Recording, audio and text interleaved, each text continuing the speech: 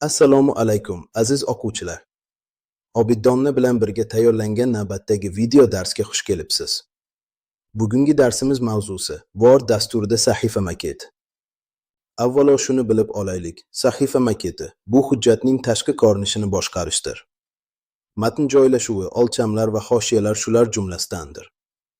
Word dasturida biz hujjatni professional ko'rinishda tayyorlashimiz mumkin. Asosiy imkoniyatlar: yo'nalish, o'lcham, maydonlar va matnni formatlash. Bir misol, maktab tadbiri uchun e'lon. Bu yerda katta sarlavha, rangli vordart va qisqa matn muhim. Auditoriya, o'quvchilar. Ikki misol, rasmiy hisobot.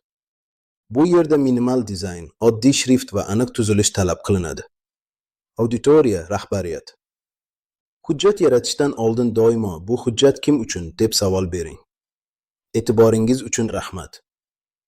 Subscribe, like, and share for more awesome lessons.